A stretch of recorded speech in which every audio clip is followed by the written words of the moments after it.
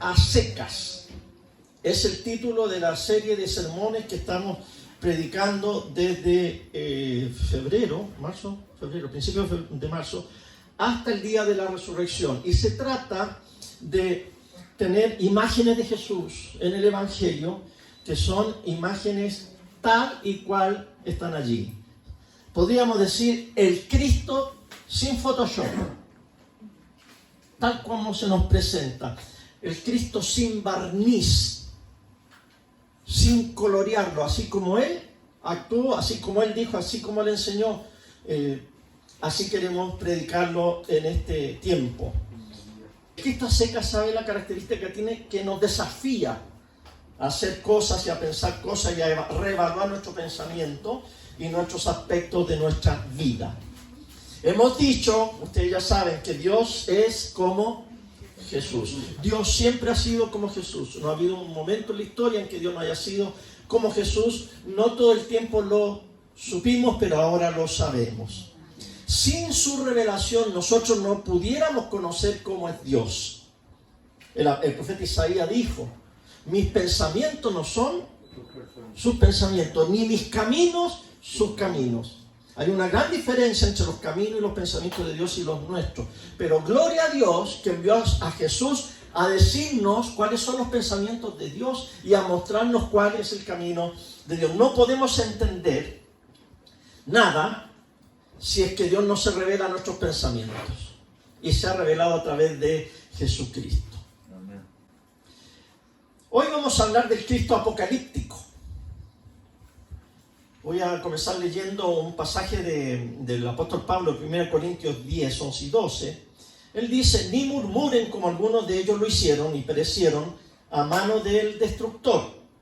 Todo esto sucedió como ejemplo y quedó escrito como advertencia para nosotros, los que vivimos en los últimos tiempos.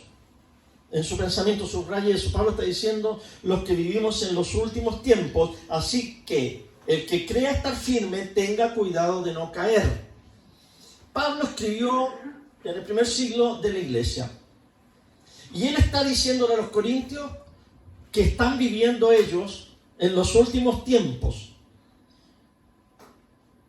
Entonces, ¿se equivocó Pablo al decir que está viviendo los últimos tiempos?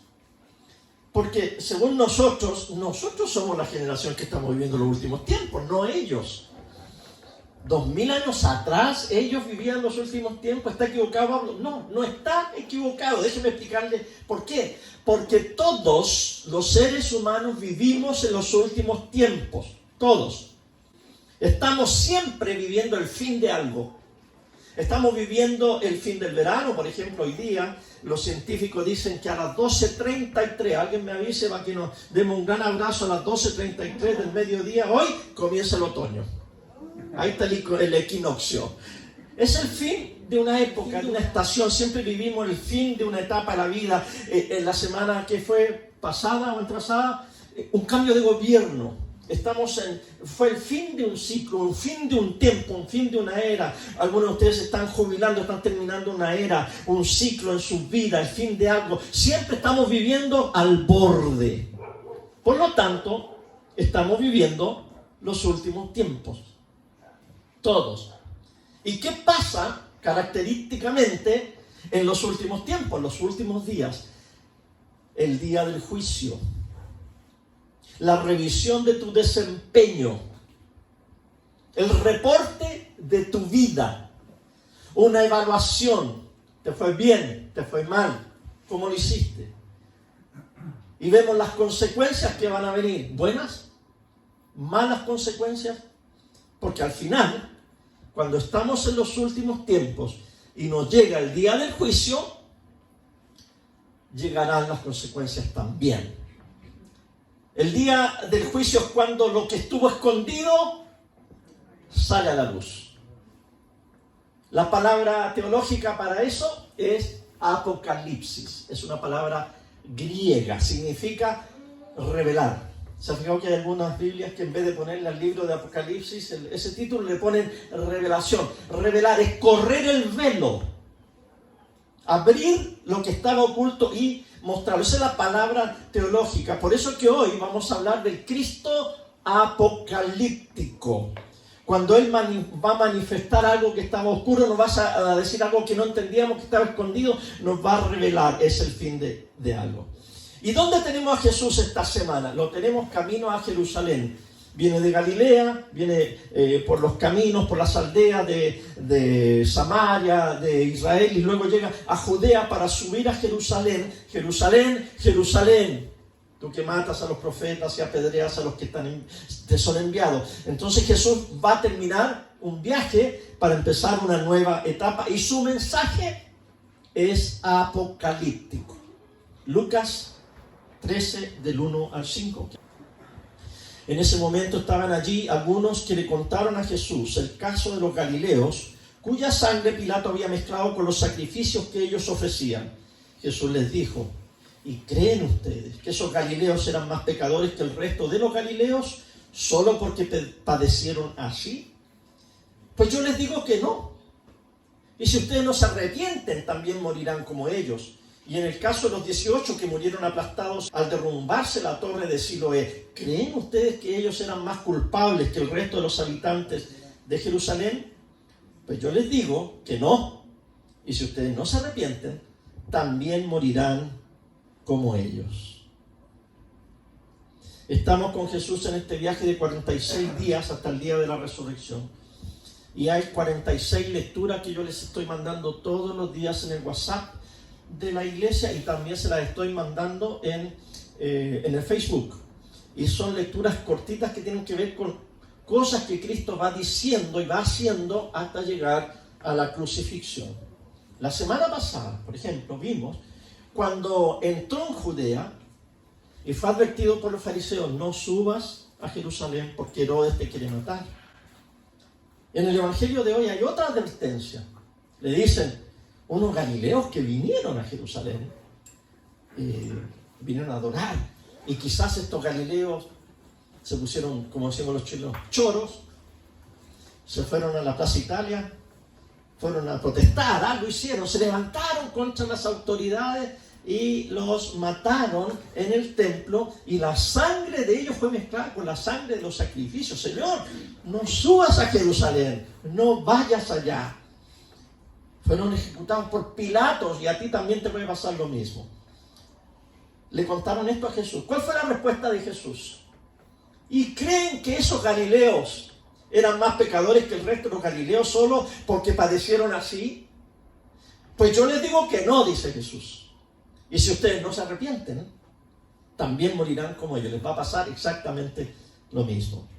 Y luego Jesús intercala un comentario. ¿Se acuerdan de la torre que se cayó en Siloé? Es como si yo les dijera: ¿se acuerdan de las torres gemelas? Todos se acuerdan, era algo que estaba en la conciencia. Casi 3.000 personas murieron en las torres gemelas. Jesús trae este acontecimiento que está en la memoria de la gente y que asusta. ¿Se acuerdan de la torre? Y que murieron 18 personas allí. ¿Ustedes creen que murieron por malos?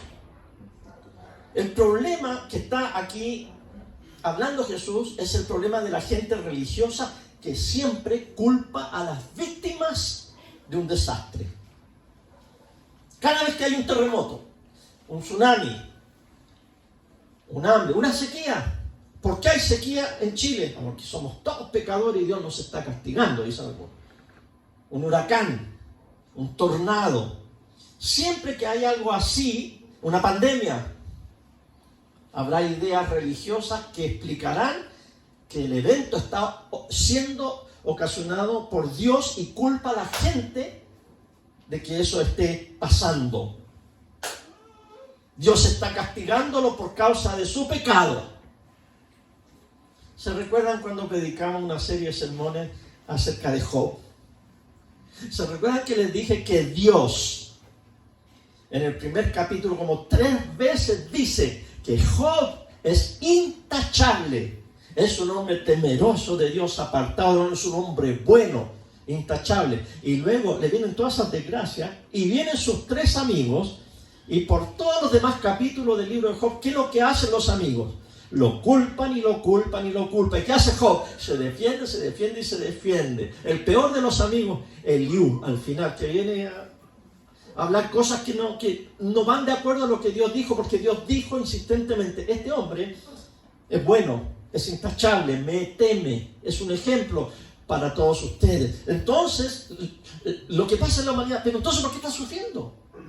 Por algo será, esa frasecita, por algo, ¿ya?, será. Y Dios dice, no es por algo será. El sufrimiento tiene otro propósito que no es el que nosotros muchas veces pensamos. Y todo el libro de Job habla de eso.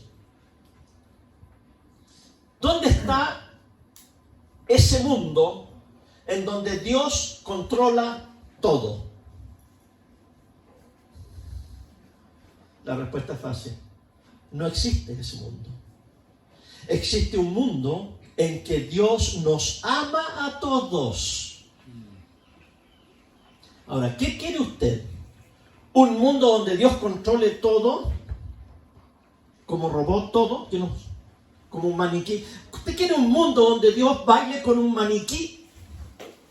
¿O usted quiere vivir en un mundo que, aunque tenga problemas, tragedias, drama, sea un mundo lleno de amor, donde usted sienta que no importa dónde usted esté y en qué condición esté, usted sienta que Dios le ama y que Dios está con usted? Yo prefiero ese mundo. Y ese es el mundo en que vivimos. Un mundo donde Dios no controla todo, sino que Dios ama a todos. Ahora bien, siempre quiero meter un poquito de palabras raras y teología para que vayan a investigar. 2 palabras: deísta con D y teísta con T. Deísta y teísta son 2 filosofías en cuanto a la divinidad. Los dos creen que Dios existe.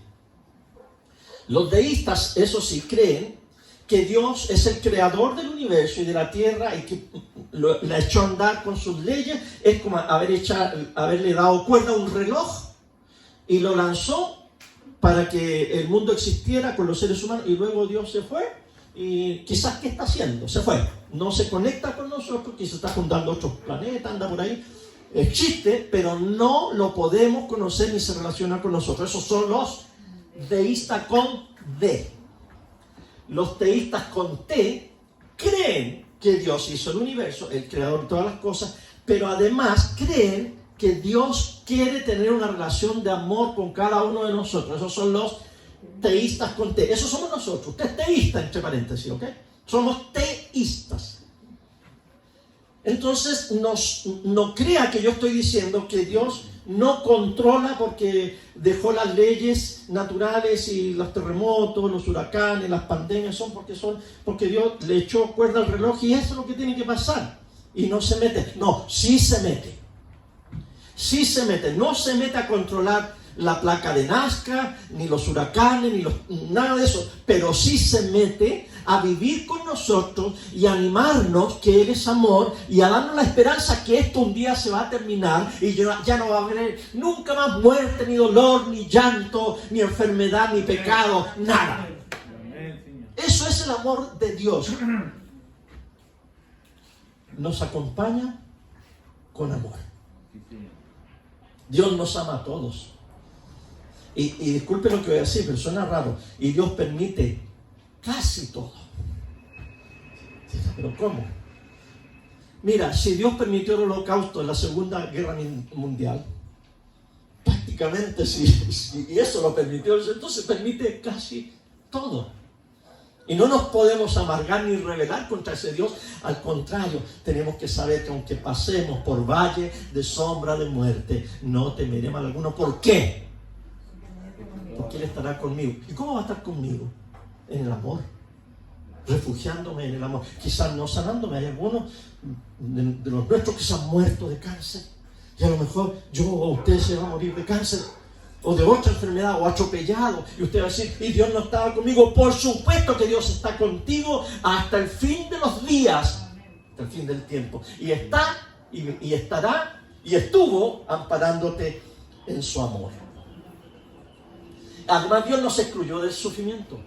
Dios en Cristo vino a sufrir lo indecible en la cruz para participar en nuestro sufrimiento. Así que desde esto tenemos que entender que Dios no nos deja sufrir solo, Dios sufre con nosotros. Les voy a dar un ejemplo. Año 1755, el terremoto de Lisboa. Yo pienso, bueno, pues en Europa no tiembla. Uno dice en Argentina, en Buenos Aires no tiembla, ¿verdad? Se ríen de las películas de terremotos. Pero en Europa sí ha temblado. Y cuando tiembla, ni la escoba queda parada.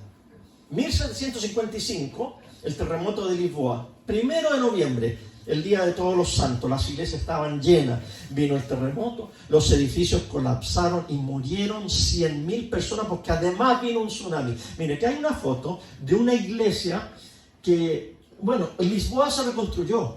Ya son muchos siglos, pero esta iglesia no se reconstruyó porque es un monumento a la destrucción de ese gran terremoto. Toda la gente que estaba en las iglesias, casi todos ellos, murieron.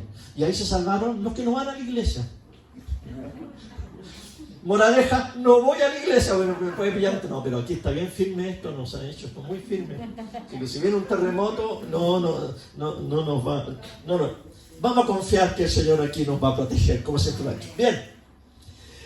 100.000 murieron. 1755, el tiempo de la Ilustración, cuando empezaron los enciclopedistas franceses, los filósofos, Descartes y todo eso, que empezaron a poner más énfasis en el conocimiento que en la fe, y empieza a apartarse Occidente de la fe. Voltaire hizo añicos a los cristianos con sus comentarios, porque, miren, el Dios que ustedes, imagínense si lo controla, los terremotos les mandó uno a ustedes el 1 de noviembre cuando estaban todos metidos en la iglesia. Voltaire hizo mucha burla de los cristianos, pero causó este terremoto una gran crisis de fe en Europa. Jesús no apoya este tipo de teología que dice que Dios castiga con los desastres naturales. Por eso que Jesús dice, versículo 4, ¿creen ustedes que ellos eran más culpables que el resto de los habitantes de Jerusalén? Pues les digo que no. Jesús dijo y dice, les digo que no. Si ustedes no se arrepienten, también morirán como ellos. Es confuso. No son culpables, le dice la gente. O no son por lo menos más culpables que nosotros. Pero Jesús está incluso en este pasaje metiendo una cuñita. Está metiendo una beta apocalíptica, está diciendo, oiga, pero ustedes también pueden sufrir lo mismo, si no se arrepienten. Muchos muertos en el templo, otros muertos, 18 allá en el colapso de una torre. Dice Jesús, no eran culpables, pero a menos que cambien ustedes su manera de pensar, les va a pasar lo mismo, serán destruidos, morirán, perecerán como ellos. Ahora, ¿de qué está hablando Jesús? ¿Está hablando del infierno? La respuesta es sí y no. ¿Por qué sí y no? Porque aquí, en este pasaje, Jesús no está hablando de algo que les va a pasar después de muertos. Del destino, no está hablando de eso, del destino eterno. Sino que le está hablando de algo literal que puede caer sobre ellos. Porque Jesús está llamando a la gente a su reino. Acuérdense, Jerusalén ha resistido el mensaje de Jesús y su reino. Y Jesús les invita, bienaventurados ustedes los pobres, bienaventurados los que lloran, bienaventurados los pacificadores, los misericordiosos, los que tienen hambre y sed de justicia. Vengan a mí todos los que están trabajados, cargados. Él está viendo su reino y la gente le dice, no. Las bendiciones serán para los pobres, pero para mí no. Jerusalén resistió este mensaje de Jesús para instaurar su reino de paz y de amor al prójimo, de amor al enemigo incluso. Y Jerusalén estaba convencida, mire, escuchen bien, Jerusalén orgullosa, convencida de que Dios estaba de su parte. Eso me suena más o menos actual, ¿verdad? ¿Cuántas veces los países, los gobiernos, los ejércitos dicen, Dios está de nuestra parte? Y cuidado con esta premisa. Esa premisa que dice, Dios está de mi lado y me apoyará en todo lo que yo diga. El presidente Putin de Rusia saludó a las fuerzas armadas que están ahora en Ucrania y para saludarlos en un homenaje que hizo en un mitin, él citó a la Biblia. Las palabras que me llegan, dijo él, son de las Sagradas Escrituras. Ahora, fíjense que yo le he dicho, no diga la Biblia dice. No diga las Sagradas Escrituras dice, porque la Biblia dice muchas cosas. Y aquí dice, la Biblia dice, pero resulta que el que dice las palabras que él citó es nuestro Señor Jesucristo. ¿Por qué no dijo? Nuestro Señor Jesucristo dijo, no hay amor más grande que dar la vida por tus amigos. Y la canción que se escuchaba era Rusia, Rusia, coreada por la multitud. Putin saludó el heroísmo de los soldados rusos que combaten, que actúan durante esta operación militar codo a codo y que si es necesario cubren con su cuerpo a sus camaradas para cortar la trayectoria de una bala. Aleluya, gloria a Dios, decían los demás, me imagino, ¿ya? ¡Qué barbaridad más grande! Este es el típico ejemplo de sacar un pasaje del contexto y hacer de ese pasaje un pretexto para la guerra y para matar a otros. Jesús dijo estas palabras. No hay mayor amor de este que da su vida por sus amigos. La dijo antes de ir a la cruz, antes de morir. No la dijo antes de ir a la guerra y ir a matar gente. La verdad es esta. Por Cristo podemos morir, pero nunca matar. El camino del odio lleva al infierno. Desquitarse lleva al Gehenna. ¿Y qué es lo que es el Gehenna? En la Biblia nuestra, la Biblia española, se usa la palabra infierno. Pero la palabra infierno es una palabra latina que significa lo inferior, lo que está abajo. La palabra que se usa en griego y que usó Jesús de sus labios es Gehenna. El Gehenna era un valle que está en el sur de Jerusalén. Ahora es un parque muy bonito, pero en aquellos años era una quebrada donde se tiraba la basura. Y ahí se quemaba la basura. Y los animales muertos, llenos de gusanos. Y ahí todo lo que nos servía llegaba ahí. Cuando Jesús dice que experimentaremos el Gehenna, está diciendo, vas a ir al tarro de la basura. Vas a ir al valle de la basura. Si ustedes no cambian, les dice a los judíos, a los que están ahí, ustedes van a ir al basural. Tienen que cambiar su manera de pensar, tienen que cambiar su manera de vivir. 40 años después de esto, el pueblo se rebeló contra el ejército romano. Se levantaron falsos mesías que dijeron que iban a vencer.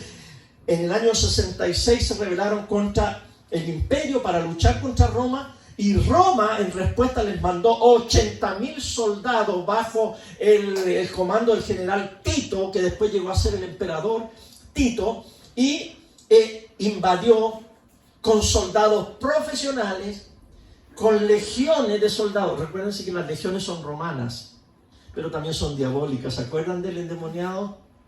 ¿Ya? ¿Cómo te llamas? Le dice Jesús, y el demonio le dijo, Legión. Porque somos muchos. Los demonios vinieron y al avanzar sobre Jerusalén hicieron una gran destrucción. Jesús va avanzando a Jerusalén ahora, pero al avanzar va trayendo la paz, la salvación, la sanidad, está expulsando legiones de demonios. Pero Él les anticipa, va a venir un día en que no quedará piedra sobre piedra que no sea destruida, porque van a venir las legiones a destruirlos a ustedes si no se arrepienten. Los romanos traen muerte y destrucción. Jesús llega a Jerusalén en la Pascua. Los romanos en el año 66 llegaron también en la Pascua. Había 1 millón de personas en Jerusalén en esa semana. Y el ejército romano los rodeó y no los dejó salir. Y ahí empezaron algunos a salirse, a pasarse al ejército romano, a irse a sus países, a pedir permiso, pero quedaron allí hasta las últimas consecuencias. Muchos judíos murieron masacrados allí. Jesús les había advertido. Cuando vean esta abominación que trae desolación, huyan. El que esté en el campo, no vuelva a la ciudad. El que esté en la azotea no baje al primer piso a buscar una chaqueta, algo así, sino que siga corriendo por todas las azoteas y váyase, porque ese día viene la destrucción de la ciudad. No le hicieron caso. Por 4 meses sitiaron la ciudad y todos murieron por la espada romana y el colapso de las murallas y las torres de Jerusalén. Grandes piedras, piedras grandotas de 20, 30 kilos, eran lanzadas con las puntas. Recuérdense lo que dice Apocalipsis, que caerá granizo de 20 kilos del cielo. Bueno, se está refiriendo no a granizo de hielo, sino a granizo de piedra que era como una lluvia que destruía la ciudad de Jerusalén. El 4 de agosto del año 70, el templo fue destruido. Miles murieron. Tito fue el general. Y hay un arco de triunfo que se ve allí en Roma. Y aquí está señalado cómo se trajeron incluso la menora de oro, el candelabro de 7 brazos, y los esclavos y todos los trajeron en un desfile victorioso para decirle a Roma: hemos vencido a los judíos en Jerusalén. El escritor, historiador Josefo, nos habla del discurso, parte del discurso que dijo Tito antes de destruir la ciudad, porque todavía quedaban algunos adentro de la ciudad, y les decía: usted no tenía la más mínima idea de nuestro poder y su gran debilidad. Como locos ustedes han traído la destrucción sobre su gente, su ciudad y su templo. Oh miserables criaturas, ¿de qué están dependiendo ustedes? ¿No ha muerto toda su gente? ¿No está ya destruido su templo? ¿Acaso no está la ciudad bajo mi poder? ¿Acaso sus vidas no están en mis manos? ¿Creen que tiene valor morir? Yo no imitaré su locura. Si dejan las armas y se rinden a mí, les perdonaré la vida. Arrasó con la ciudad y se llevó a miles y miles de judíos al destierro. Se los llevaron a Roma para ser esclavos. Bueno, les di esta historia. Esta es historia, está en los libros de historia. Y se las di para que con este conocimiento histórico de lo que pasó en Israel, volvamos a leer lo que Jesús dijo anticipada y exactamente lo que ocurrió. En ese momento estaban allí algunos que le contaron a Jesús el caso de los galileos cuya sangre Pilato había mezclado con los sacrificios que ellos ofrecían. Jesús les dijo: ¿y creen ustedes que esos galileos eran más pecadores que el resto de los galileos solo porque padecieron así? Pues yo les digo que no. Y si ustedes no se arrepientan, si ustedes no reconsideran lo que piensan hacer, también morirán como ellos. Morirán bajo la espada de Roma, bajo el ejército de Roma. Y en el caso de los 18 que murieron aplastados al derrumbarse la torre de Siloé, ¿creen ustedes que ellos serán más culpables que el resto de los habitantes de Jerusalén? Pues yo les digo que no. Y si ustedes no se arrepienten, si ustedes no vuelven a revisar sus creencias, también morirán como ellos. La ira de Dios. ¿Qué es lo que es la ira de Dios? Es el consentimiento divino a nuestra propia rebelión. Somos más castigados por nuestros pecados que por causa de nuestros pecados. Es decir, que la persona que se rebela contra Dios, la persona que no sigue los caminos del Señor, que va a contrapelo de la dirección del amor de Dios, se hace daño a sí mismo. ¿Le ha pasado en esos estacionamientos que tienen unos picos así oblicuos? Que cuando uno entra, la rueda del auto los baja, porque tiene un resorte, los baja, y uno pasa sin ningún problema dentro del estacionamiento. Pero si usted da la vuelta en U y quiere salir por allí mismo, los picos están así y le revientan los neumáticos. Porque usted va contra corriente, usted va contra pelo. Y el neumático no puede decir: ¡ay, Dios es malo, me está castigando! La ira de Dios llegó sobre mí, mira cómo quedé, todo desinflado. No, la ira de Dios es el consentimiento divino a tus propias decisiones que tú dices, yo voy a ir en este otro camino, no importa que Dios diga que vaya para allá, yo voy a ir en sentido contrario. Y al venir en sentido contrario, vas a sufrir en tu propia vida las consecuencias de tus propias decisiones, presentes y eternas. Consecuencias presentes y consecuencias eternas. Amén. Lo que pasó en el año 70, le podríamos llamar la ira de Dios. Pero no es una ira retributiva. No quiere decir que Dios dijo, los de Jerusalén rechazaron a mi hijo, por lo tanto yo ahora me voy a desquitar y les mataré a sus nietos. Dios no es así. Dios no es así.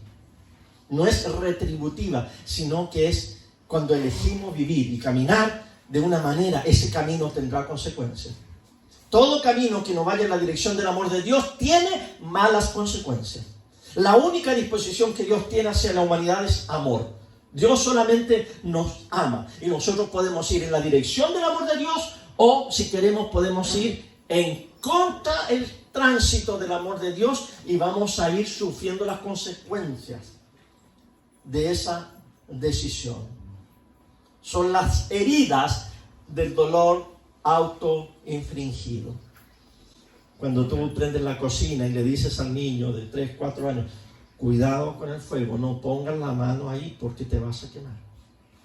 Le dice el papá al niño. Y el niño porfiado va y mete la mano al fuego. Ese niño no va a decir, a lo mejor dice, pero está equivocado. Mi papá es malo, mi papá me quemó, mi papá si me amara, él nos habría permitido. No, tú eres el porfiado. Tú eres el que quisiste ir en contra del camino que tu papá te señaló y no recibiste la advertencia que te dio. No es la ira de Dios, es el amor de Dios que tú preferiste no obedecer. Porque Dios lo único que tiene hacia la humanidad es amor. Y esa es la advertencia que Jesús está dando aquí en este pasaje que nos toca hoy día. El Cristo a secas les dice clarito, mira, no me vengan a decir que los que murieron ahí, los Galileos y los otros 18, no me vengan a decir que ustedes no son más perfectos que eso, menos pecadores. Si no se arrepienten, es lo mismo. Y es la advertencia que el Señor nos está dando hoy. Porque hoy, como en aquel tiempo Jerusalén estaba viviendo los últimos tiempos, y hoy nosotros estamos viviendo los últimos tiempos. Cambio de época, cambio de edad, cambio de casa, cambio de profesión, cambio de estatus civil, el fin de tu tiempo. Hay juicio, se te analiza, tienes que responder y tienes que asumir las consecuencias y puedes rectificar tu camino. ¿Qué debemos hacer? Escuchar a Cristo a secas. La semana pasada, ¿qué nos dijo Cristo? Jerusalén, Jerusalén, tú que matas a los profetas, apedreas a los que te son enviados. ¿Cuántas veces yo les quise juntar a ustedes como la gallina junta a sus pollitos y ustedes no quisieron? Entonces, ¿qué tenemos que hacer? Hágase pollito, hágase pollita y acójase a la sala de este Dios, todo amor y todo misericordia. Porque de esa manera podemos enfrentar los últimos tiempos, amparados por el amor, la gracia, el cuidado de nuestro amado Dios. Vengamos a refugiarnos bajo las alas de la misericordia. Ya no quiero seguir el camino que me lleva a la destrucción. Dígalo usted ahora, dígaselo al Señor en este momento. Ya no quiero seguir los caminos que me llevan hacia la destrucción. Quiero acogerme bajo tus alas. Cierre sus ojos y dígale eso ahora al Señor. Señor, no quiero caminar ya por los caminos que me llevan a la destrucción. Quiero acogerme a la sombra de tus alas. Ya no quiero seguir el camino que me lleva a la destrucción. Quiero acogerme bajo tus alas. Ese es el camino. Gracias, Señor, por indicarnos el camino. Gracias, Señor, por ser el camino, por ser la verdad, por ser la vida. Gracias por ser nuestro camino, por ser nuestra verdad y por darnos la vida, Señor. Vivimos en ti, nos movemos en ti. queremos hacer tu santa, tu divina voluntad. Perdona, Señor, nuestros pecados. Perdona, Señor, nuestras desviaciones, que vamos haciendo lo que no va de acuerdo al amor tuyo. Rectifica nuestro camino, Señor. Queremos caminar en ti. Queremos experimentar tu amor. Gracias, Señor. Gracias, Señor, por tu gran misericordia. Y ahora, Señor, nos vamos a disponer para participar del pan y de la copa, en memoria de este Jesús maravilloso que fue al Calvario, que en vez de matar, murió. En vez de desquitarse, puso la otra mejilla. En vez de condenar, perdonó. Padre, perdónales. Y no lo dijo una vez, como una frase para el bronce, para que la escribiera el evangelista. Todas esas obras el Señor estuvo diciendo: Padre, perdónales, Padre, perdónales. Cuando lo azotaban: Padre, perdónales. Cuando lo escupían: Padre, perdónales. Cuando le pusieron el primer clavo: Padre, perdónales. Cuando le pusieron el segundo y el tercero: Padre, perdónales. Cuando se burlaban: Padre, perdónales. Y sin duda el Padre les perdonó, como nos perdona a nosotros cada vez que venimos ante Él en humildad, con sinceridad, con arrepentimiento. Gracias por esa advertencia que nos dice el Señor hoy: a menos que ustedes se arrepientan, ustedes van a pasar por lo mismo que pasaron esta gente que murió. Por lo tanto, Señor, queremos cambiar el rumbo y acogernos bajo tus alas. Amén.